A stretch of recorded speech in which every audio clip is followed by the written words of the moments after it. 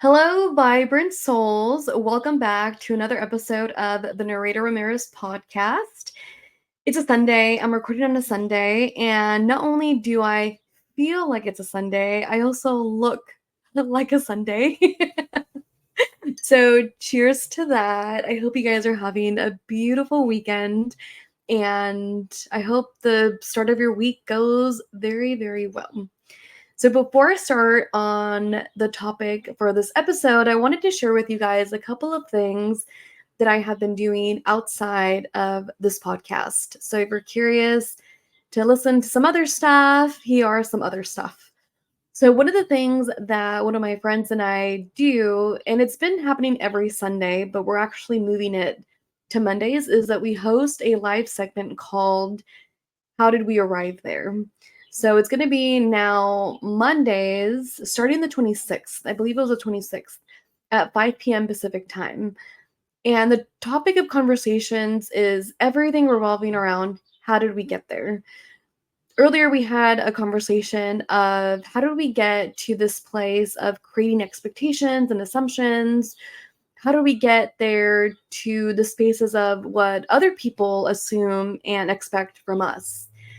We have really good, deep conversations. I believe one of the other conversations that we had was how did we get there when it comes to America being in the space of where we're at now, right? And we go into like Pocahontas and the Native Americans, and it's a lot more like it could get political, right? Like in my podcast, there's nothing about politics, there's none of really worldly events. And in this segment that we do with together with Lucinda, we do talk about that stuff. We talk about politics, we talk about worldly events, we talk about um of course like the wars, like all that stuff. So if that's something that you're interested, go check it out, send me a message and I'll send you the link to that. And also just to support her, please go and check out her shop. So she has her own shop called Body Studios, and it's in Anaheim down harbor, and she hosts sound baths, she hosts like a Tesla room, she hosts meditations and other different types of classes. And it's a pretty cool shop too. There's stones and crystals and clothes and sage. It's just a lot of really good stuff. So definitely go check her out. And the other thing that I also partake in is that with another person named Sarah, we host bi-weekly segments called the Relationship Corner.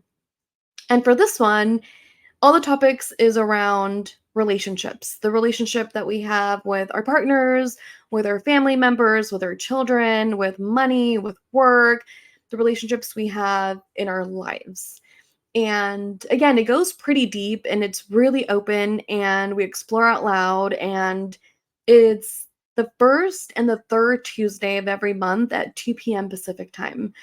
And for this one, the most recent episode that we did is that we talk about the relationship that we have with our kids and how does the relationship that we have with ourselves have ripple effects with that relationship that we have with our kids, right? And we explore how having this connection with ourselves and this relationship with ourselves only magnifies and makes the relationship that we have with our kids so much better.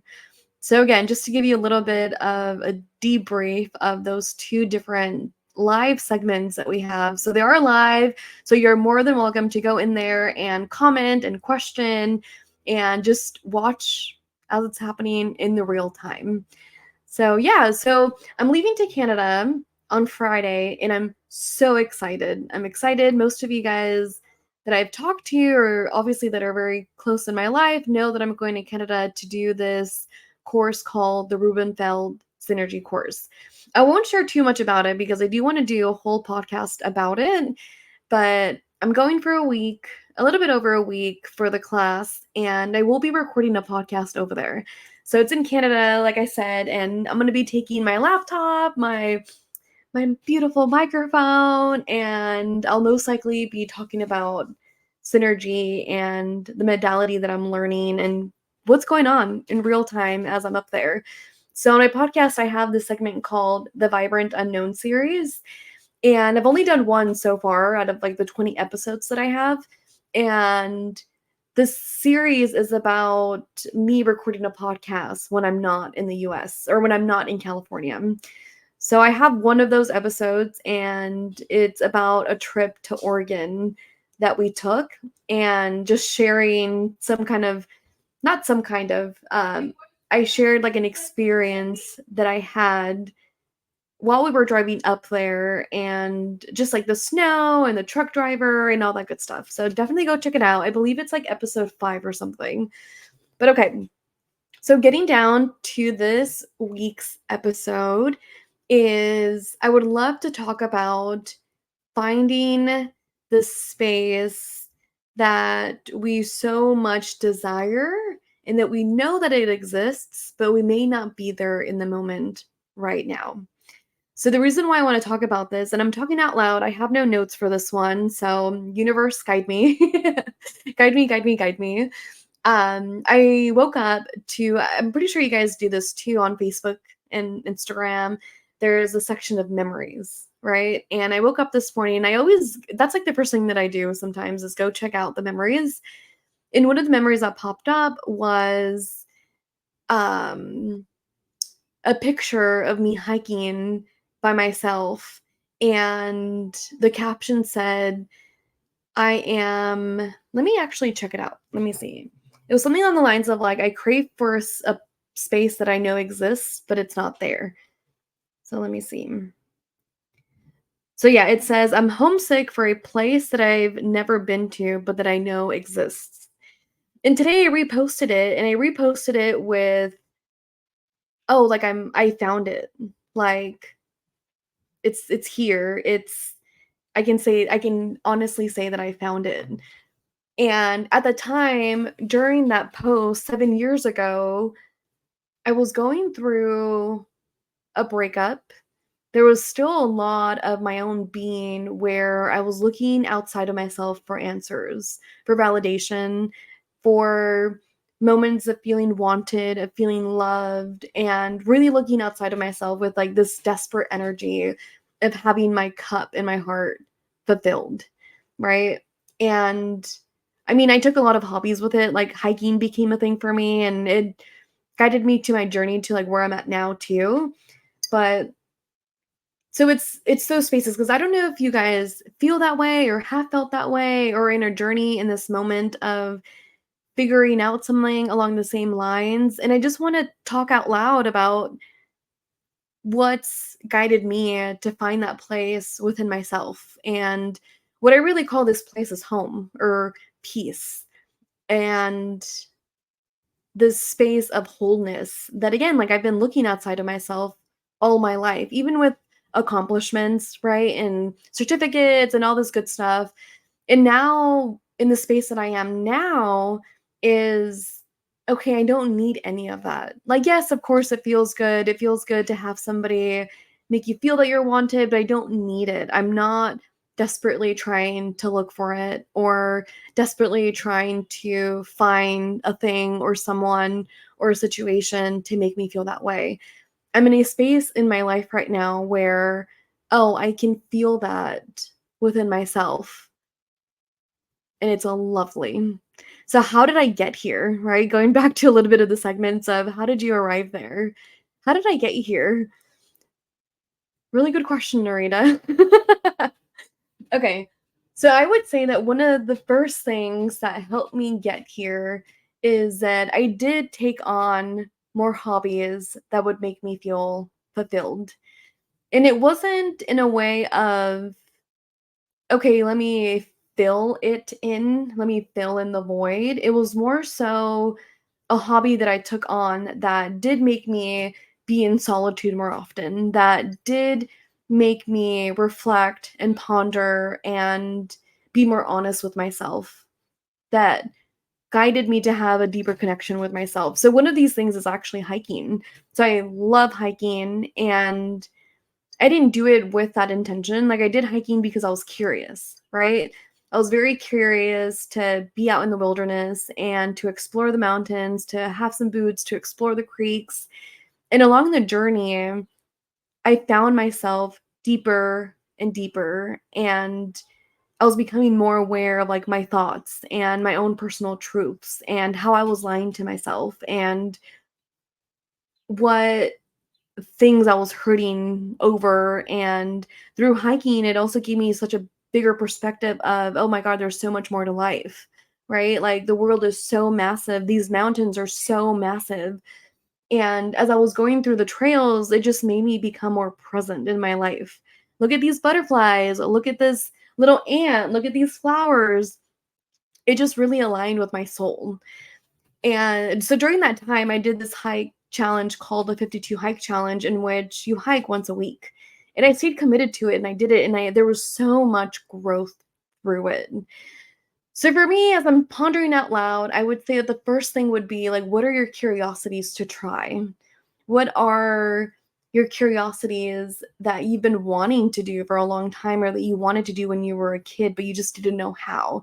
It could be music, it could be learning how to sing, it could be playing an instrument. For you, it could also might be hiking and being outdoors.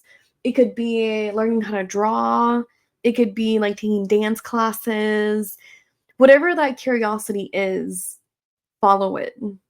Totally follow it. And if money is an issue, see where you can cut down, see how you can make a little bit more money just to cover for those classes or that thing that you're trying to do. And best believe, guys, that when you follow that space of curiosity of doing that new thing, it will reap its own beautiful, beautiful outcomes that you will not see coming as you're entering the space, right? It might be like new friendships, it might be a new thought, it might be a new shift in perspective, it might be a new idea for what's next, right? That you would have never had if you didn't even do this one thing of curiosity. It might be just, again, like maybe a deeper connection with yourself where you're more mindful and you're more aware of your thoughts, of your feeling, of the sensations in your body. So the first one would definitely be curiosity, right? So, and even to add to that, because I feel like this with anything, right? With the curiosities that we do, with maybe therapy sessions that we're about to take on, with like new jobs, with new relationships, with new ideas, is that sometimes like we go through one door, and I think I've said this in my other podcast, and the other 5 doors won't open up until you go through that one door, right? Like maybe those are the 5 doors that you're looking for, or that you're in search of, or you're not even aware of them whatsoever. And yet the moment that you go through this one door, boom, it's like right there. Boom, it like shows up. Boom, it's like effortless. Boom, it's just very present in your life. So don't be afraid. And of course, if fear is present, it makes sense. But don't be afraid to just go through that one door and see where it takes you. Talking about going into the unknown, right? So whoop whoop. But second for me, right? Like looking back on the 7 years and just having that moment of like I found it, like I know, would be doing therapy. Totally doing therapy and really getting in touch with the wounds and with my own parts of my story and my experience in this human life of suffering, of pain, and really going into it. And again, like this might be scary for a lot of people, and I get it. Like it is scary. It is very hard to step into old wounds and to explore them and to be present with them. It's not easy. It's not an easy journey. But again, it's so worth it. And the effects that comes through it is just amazing. I wish I could find a perfect word in a different type of word other than amazing and beautiful and all this other stuff to share the ripple effects that comes with when you do step through the muck, when you do step through your own muck and when you go through these spaces of healing, because it's something that seriously, guys, nobody can ever take away from you. It's something that, again, goes back to this cultivation of within, with this deep relationship with yourself, with this deep connection with yourself, and this knowing and this conviction and these truths that all literally comes from within, and nobody can take that away from you.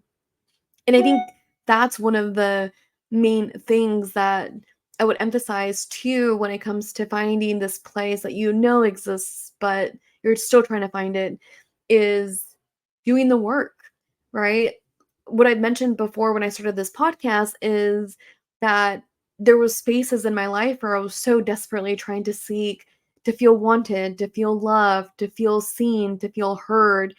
And a lot of my actions were around that, and they weren't the most healthiest at some point, but yet in that given moment in time, they were able to fulfill those needs of mine. And going through this space of healing and the space of therapy, it provided more answers and more convictions as to, oh, hold on, like I don't have to go drinking for a weekend to feel seen or to feel this high feeling. But it also gave me more of an understanding of like why I felt that way, right? Same with like relationships and like friendships.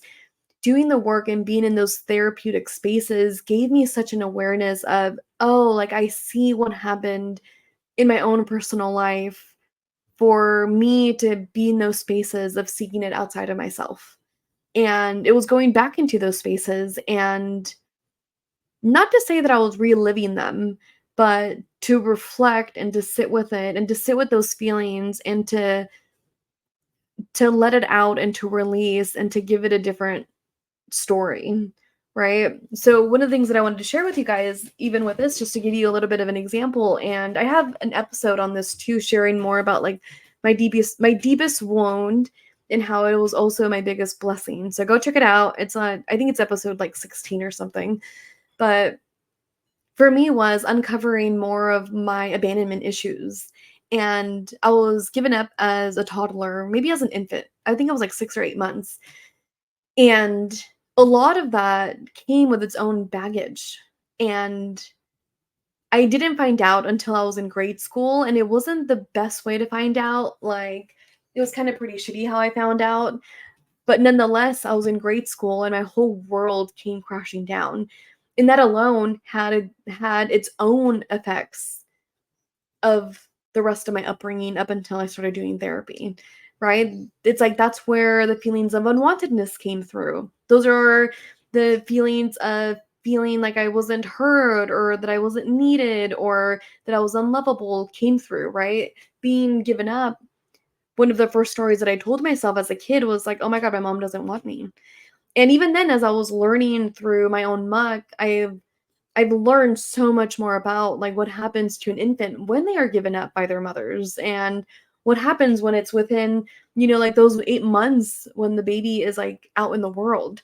So it's really, really good. So not to go too deep into the healing part, I just wanted to emphasize that doing the work and doing therapy spaces is one of the bullet points, right? One of the bullet points.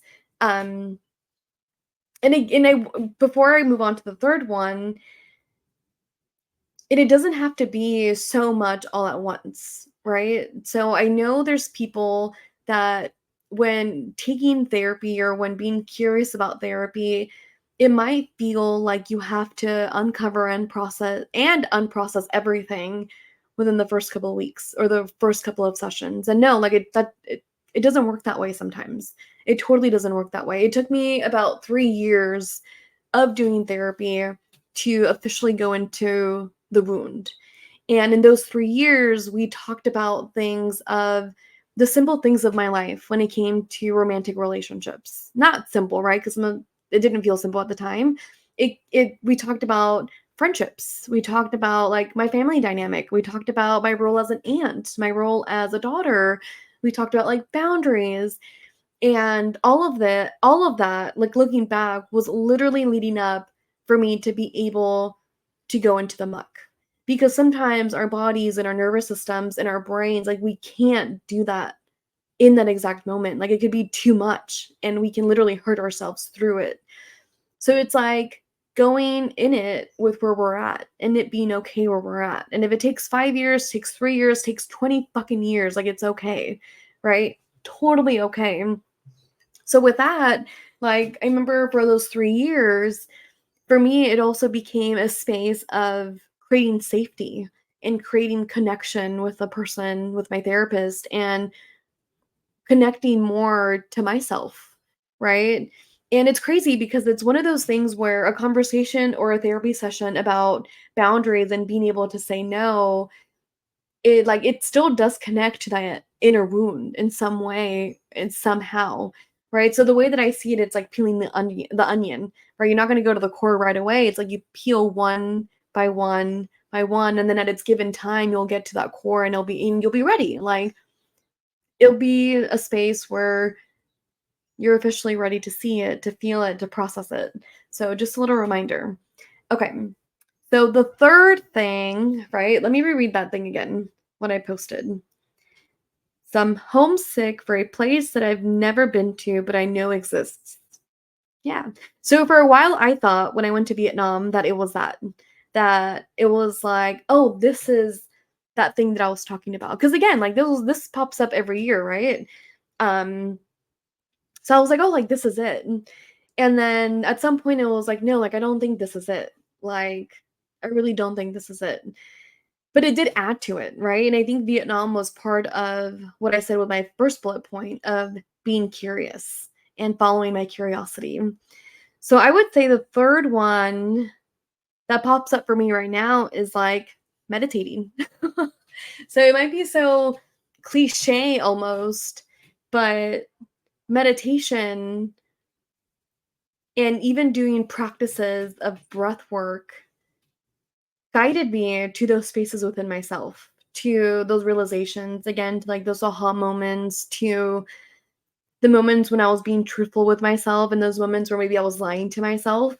So, excuse me, meditation for sure. And again, excuse me, when you start off, it could be a very simple, just 2-minute meditation, 3-minute meditation. Doesn't have to be an hour or 30 minutes. But it can start off gradually and slowly. And again, you'll see the effects of it. You'll totally see the effects of it. Um, yeah, and it was just building and building more of that connection with myself. So the fourth one, let's see, what would be the fourth one? Huh. So I'm laughing because I know what it is. So for me would be like psychedelics.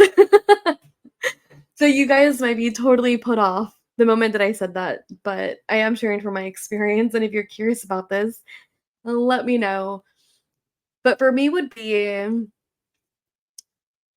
psychedelics and trying them with an intention to get to know myself more, with an intention to connect to the power, to a higher power, with the intention to heal, with the intention to raise awareness, to be in a space of love.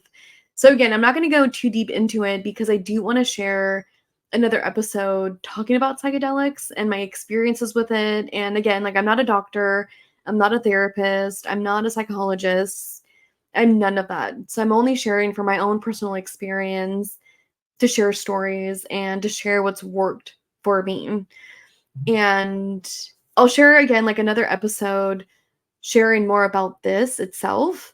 But for me would be that because every single time that I have tried psychedelics with these intentions and being mindful of like my setting and where I'm at mentally and all that good stuff, it literally has always built that connection back to home is within me and home is me. And this place that I was seeking for is literally within me.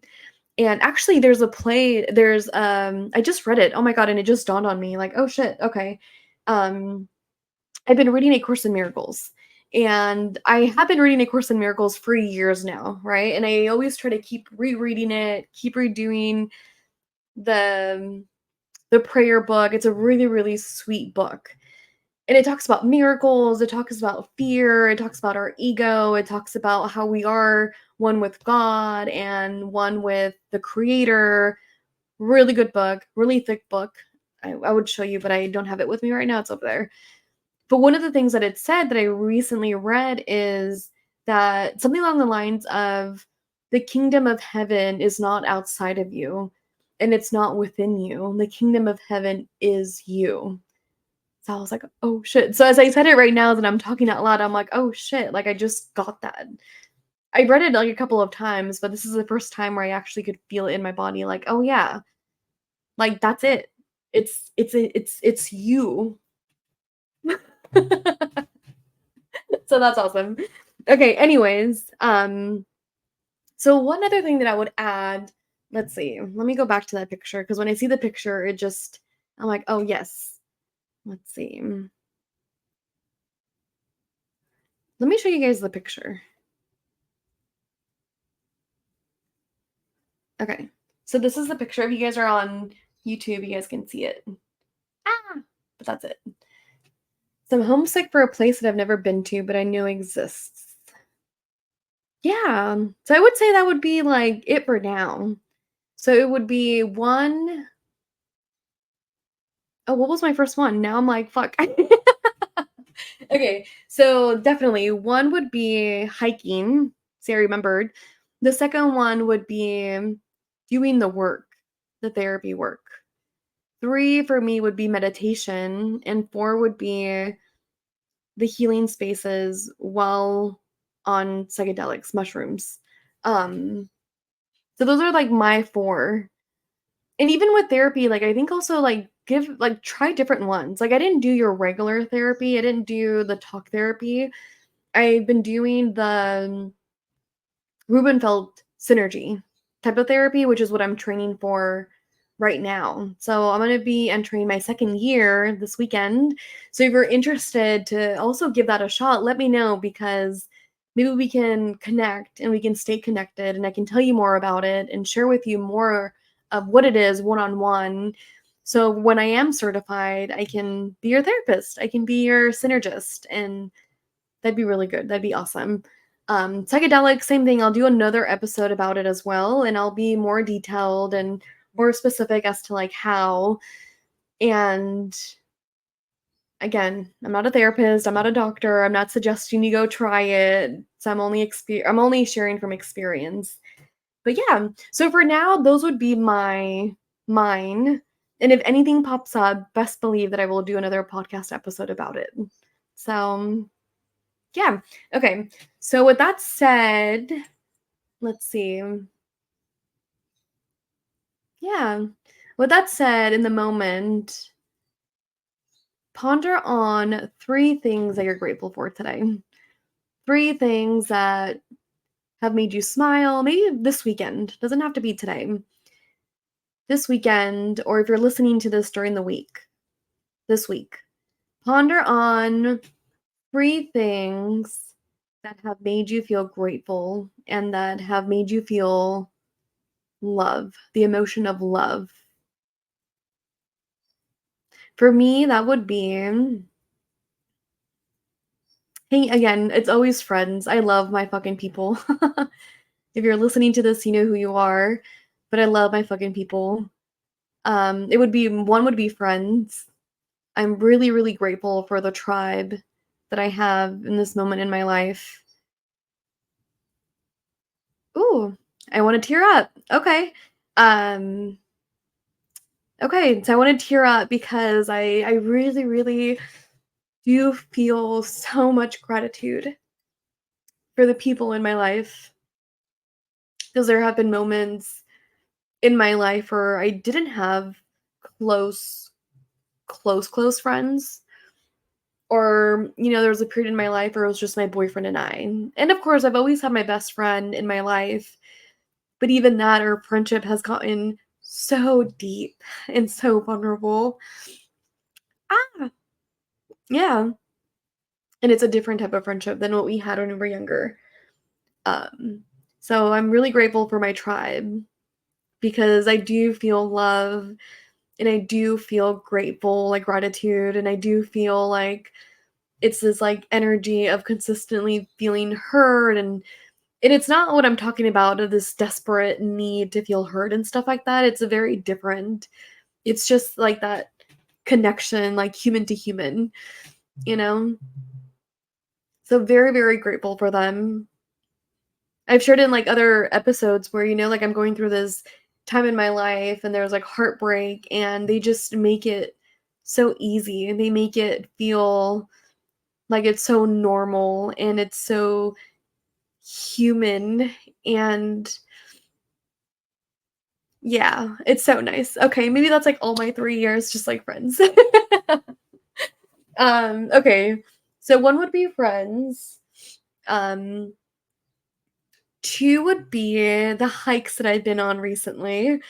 I've been hiking Lewis Falls hikes, and I was supposed to do it today with again like two of my really close friends or two of my friends, and because Canada's around the corner, I'm like I can't do it. Like I woke up feeling a little worried and in this rush feeling because I haven't packed, I haven't bought the stuff for it.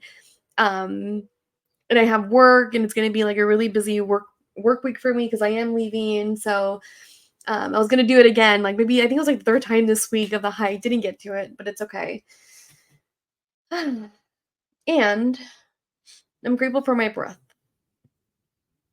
So even right now, I took this like deep breath and I'm grateful for it. I'm grateful that I am here for another moment in time. And life is really beautiful, even with our own muck. It's beautiful. So I'm grateful for that. Yeah. Okay. So I hope you guys have a beautiful weekend and a beautiful week. Stay tuned because the next episode I'll be in Canada. Whoop, whoop. And if you guys have any questions, feel free to reach out. So, yeah. Okay. Much, much love, guys.